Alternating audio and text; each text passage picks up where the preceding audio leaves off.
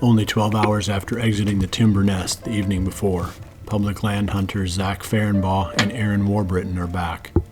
Today they must hang a new stand on the adjacent ridge to accommodate the day's southerly wind. As Zach and Aaron settle into their stands, 100 miles to the northeast, Mike Reed and Jared Mills begin their day in the urban zone. Well, it's Wednesday, November 16th, and Jared and I got the day off, and we're set up for the morning hunt. We're in the urban zone this morning. I'm focused on trying to fill that tag until some of my better bucks start showing up on camera on my farm. I haven't rut hunted in here ever, really. I've been part of this hunt for about 7 years now, and I've never really come down in here during the rut, mainly because of other hunters. But I've always gotten pictures of good deer, and this year, for whatever reason, there's not been as many hunters in here. We're gonna just sit back and enjoy the woods waking up.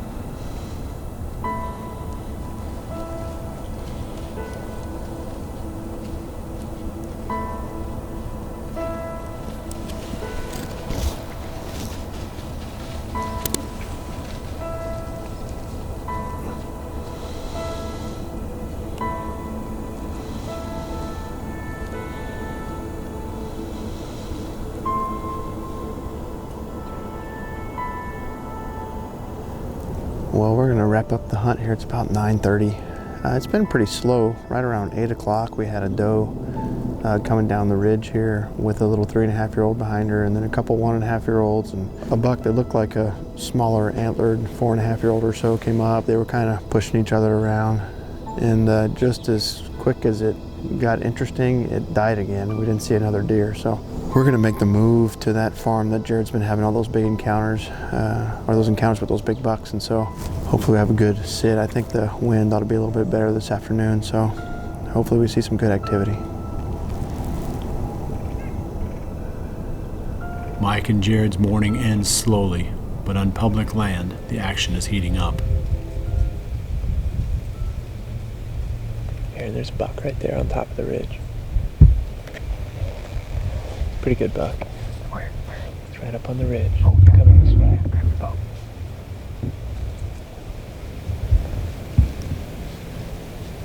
Oh yeah. Oh, nice buck. Yeah.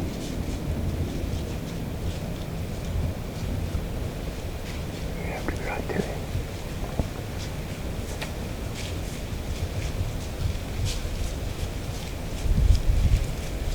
We have to shoot him. We have to shoot him back and get our wind.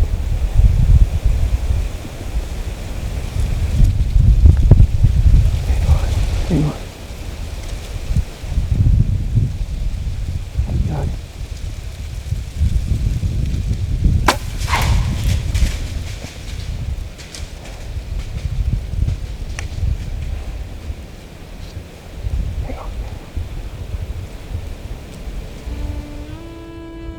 Well, it's about 1 o'clock, and just saw a buck cruising up on this ridge.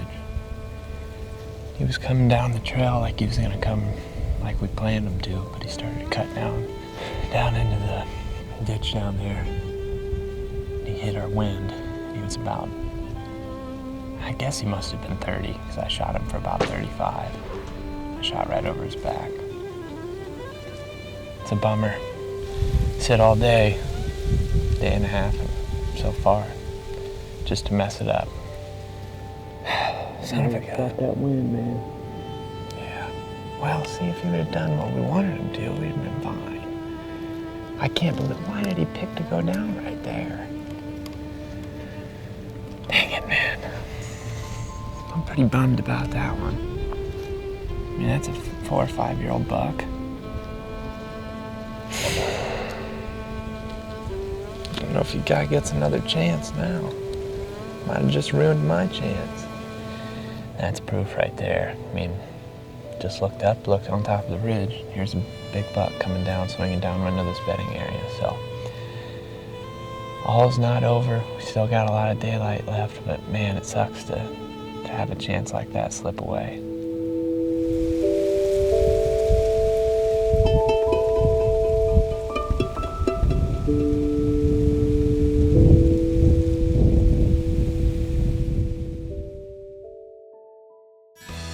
We use many Frigid Forge products, but Plot Screen may be their most unique. Planted in mid to late spring, it grows 8 to 12 feet tall in only a few months. We use Plot Screen to create visual barriers near public roads and to improve our entry and exit routes in otherwise open areas, so we can get to and from our stands without the deer seeing us. Several years ago, Hoyt completely changed the way we looked at bows when they introduced their first carbon model. Their lightweight carbon design reduces vibration and feels much warmer to the touch in a cold stand. Hoyt is still making carbon bows and improving on the design every year. In fact, their Carbon Defiant is their best carbon bow to date. Hunting length stabilizers like the Fuse Carbon Torch FX help us to balance our bows so they jump straight forward at the shot, and the new custom front dampener reduces vibration and shot noise. Plus, they just look cool with their custom color options. One of the ways that we run trail cameras on public land is to take one of our muddy ProCam 12s deep into a bedding area and leave it for the full season. We feel like this is a great way to learn more about an area without spending much time there, and we have confidence that the battery life in our cameras will last the whole season.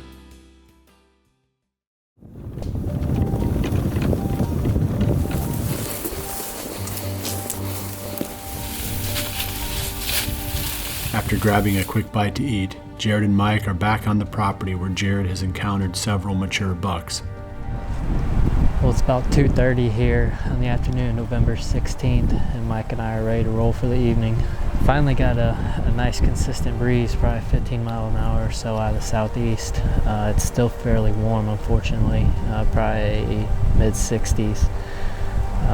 But we have a cold front coming in a couple days, so I'm definitely looking forward to that. I'm kind of tired of hunting this hot weather. But this is the farm where I've been having most of my hunts lately, but a lot of good hunts, and gonna try to hang on up here. It's getting a little bit gusty now, so hopefully the deer are moving tonight.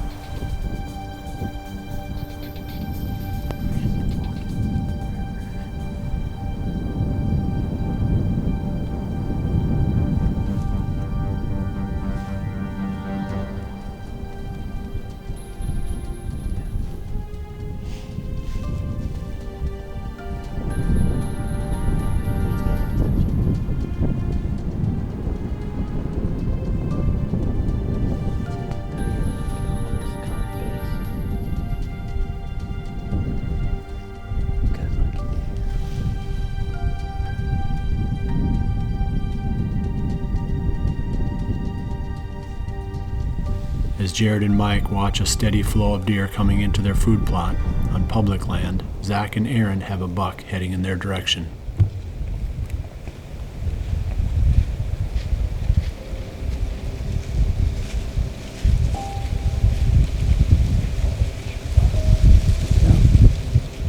Oh, don't do that. How far is he?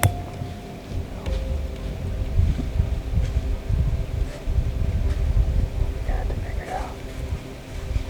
He's gonna get our wind. He's going down the dang ditch. Where's he at? We have to go back to your left, real low. Yeah. He's going down the ditch. Should I hit him again? Yeah, he may give you a shot down there. Down in the ditch. Huh? In the ditch. Yeah, how far is he? He's in the ditch. Come back behind me.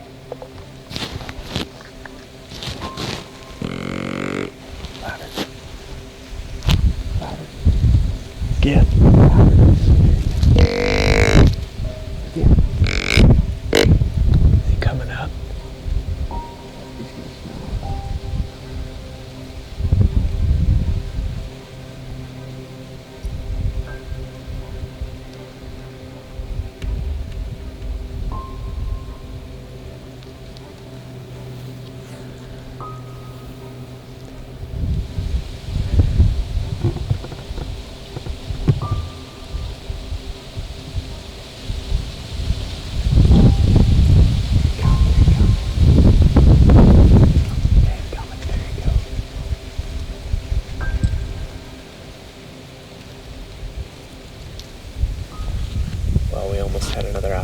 property there.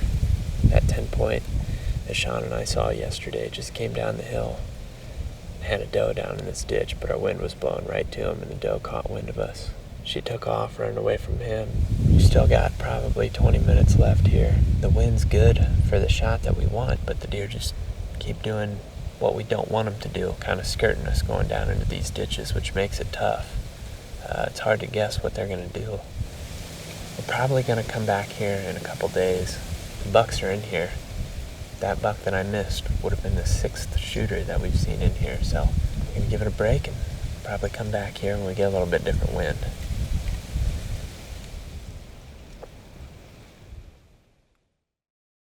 When hunting this specific bedding area, we were going deep into public land early in the morning.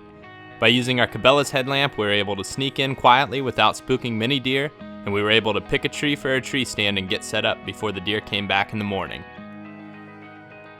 To be able to hunt this bedding area on multiple wind directions, we had to hang and hunt.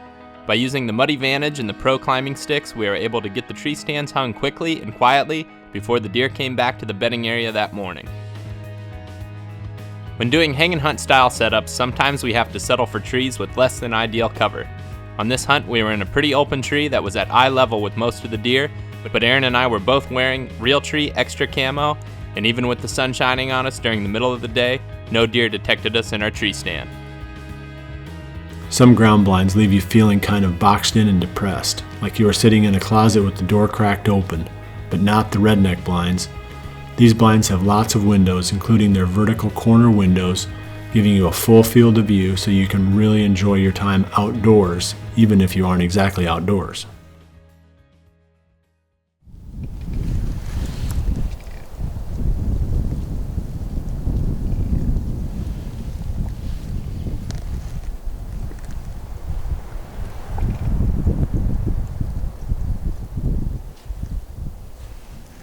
The action has been steady all evening for Jared and Mike. As the light begins to fade, a double drop-tine giant that Jared calls Rocky appears out of nowhere.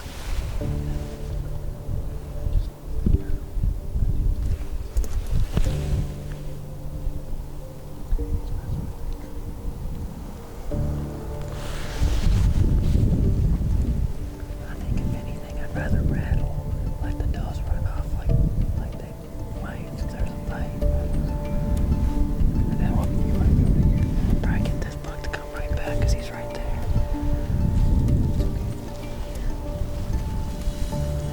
What do you think?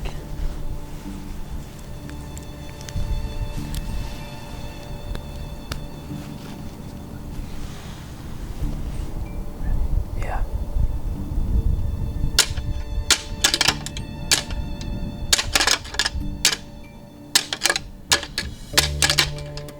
He hears it.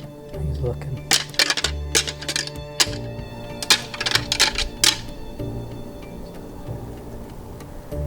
Let's see what he does.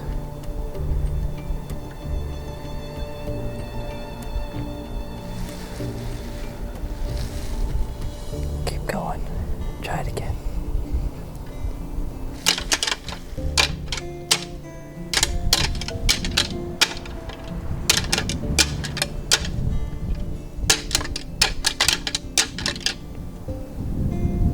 Nope. Turned and ran the other way. Those does. You see where those does went? Those does got out here and ran straight south.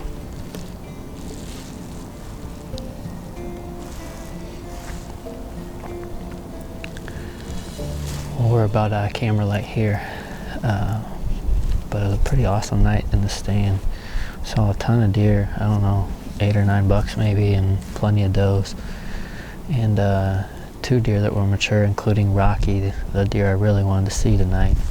I knew he was in this area, and what the crazy thing is, we had so many deer come from where we saw him, and they all funneled up this mowed path right into our food plot. And of course, he's the only deer that didn't do that. How to try to call to him? He was kind of going the other way, but we had deer in front of us, and they kind of worked their way off. And because he was so far away and it was windy, we didn't think a grunt would work, so we tried rattling, and he definitely looked for a while, but then he didn't like it. You know, the does that were close to us ran off that way, and I'm not sure if he saw them and that's kind of what made him go the other way too, or if he just didn't like the sound. I'm not sure, but it was pretty awesome to lay eyes on him. That's my second encounter with that deer, and both have been about that same distance, unfortunately, but hopefully I can try to close in on him. I have a lot of hunting time here coming up, so he's definitely a cool old buck, and would love to get a closer look and potentially get a shot at him. He's a pretty cool deer.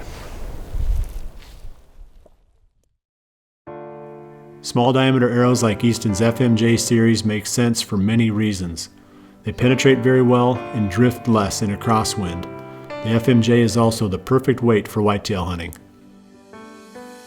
We use trophy rocks for 5 reasons. The deer love them, they create a healthier herd, they are portable and easy to put out, we can keep them off the ground so the deer don't have to eat dirt, and finally, they are long lasting. Ozonics makes 2 models, the HR200 and the HR300. The 200 is more affordable but lacks some of the features and produces less ozone than the 300. But even with these limitations, we have had good success fooling most of the deer most of the time using this more affordable option. My hunting arrows tipped with rocket steelheads are just as accurate as arrows tipped with field points. Every year I check just to be sure, but every year the impact point out to 50 yards is identical. The accuracy of these broadheads gives me a lot of confidence. On dry years, the last thing you want to do is till the ground and dry out the first several inches of seedbed. However, with a no-till seeder like the RTP Genesis, you can precisely place the seed right in the soil at the correct depth where it can germinate using existing moisture. Having a true no-till seeder is a tremendous advantage.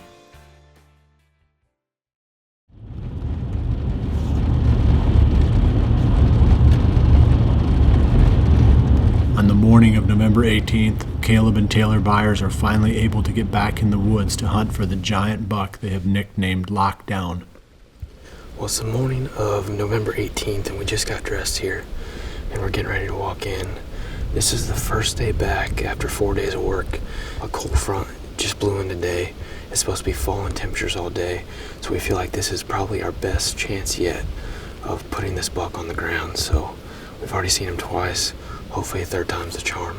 So we're gonna basically just slip around the backside of this big ridge and slip in the back door of the stand. So one thing that helps us, there's cows in here, and the ground's normally pretty damp in the mornings. We sit all day, so we don't have to worry about bumping deer on the way out. We'll see if it can work out this morning.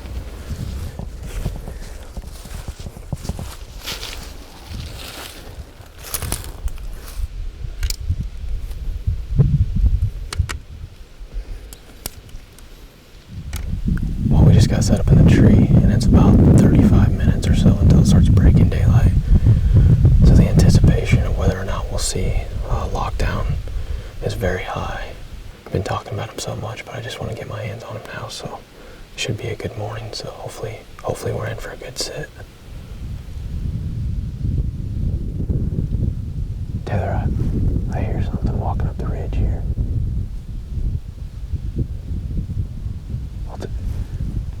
There's a doe right here, coming up the ridge right beside us. Oh my gosh, he is right behind her, Taylor.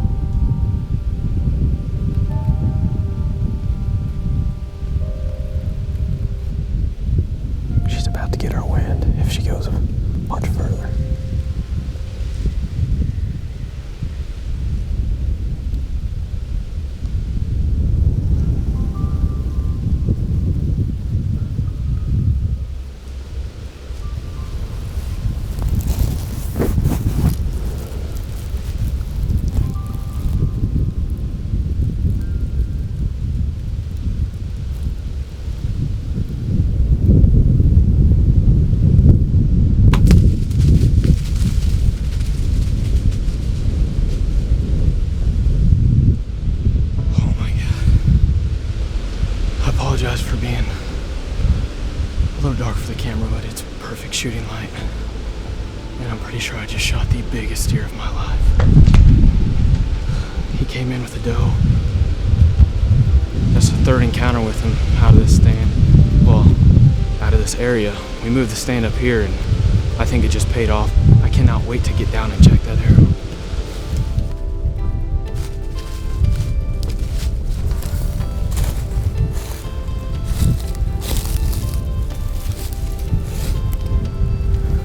Oh yeah. I just shot the biggest deer of my life.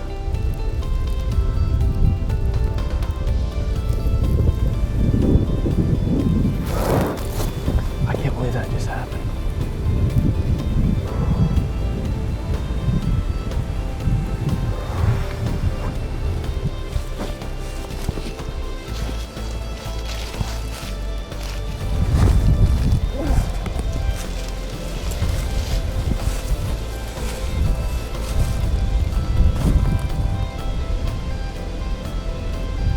I mean, it's covered.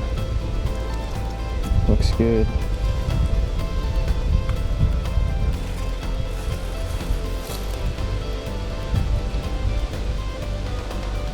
I can see a lot of bubbles, but I think I heart shot him, so yeah, there's blood everywhere.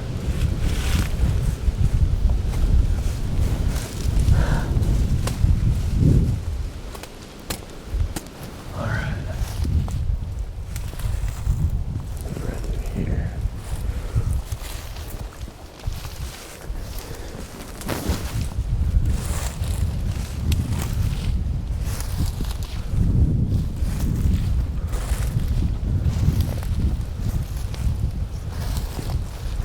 He didn't go, oh my gosh, he didn't go, I don't know how we didn't see him go down. He didn't go 30 or 40 yards. Oh my gosh. Oh man. Oh my goodness.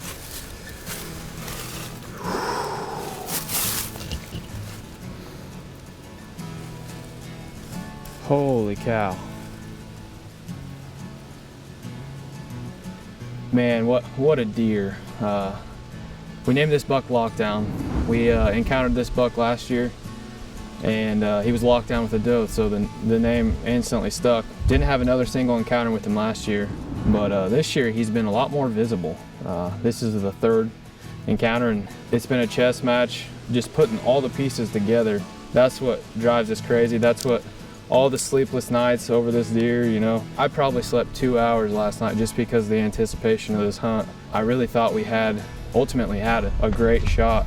Just keying in on these doe bedding areas has been the ticket for us. But as a hunter, you dream of stuff like this, and you never think that it's gonna happen to you. And it's just been one incredible year, and I can't even put it into words for us. That this deer probably put on 70 inches from 4 to 5. I would have never guessed that this buck was going to turn into this, but I can't thank our family enough for, you know, helping out with Huxley and just allowing us to do what we love. You know, just keeping us encouraged, you know, keep us fueled, and it has paid off in a huge way. After the rut's lull, November 18th was a great day of buck activity, spurred by the passage of an early morning cold front. Caleb and Taylor Byers were finally in the right place at the right time when the giant buck followed a doe within bow range. While out for a quick drive, Greg Clements spots 4 bucks crossing the county road on the tail of a hot doe. For 15 minutes, he watches as the bucks jockey for position to steal the doe, totally ignoring Greg's vehicle parked only 50 yards away.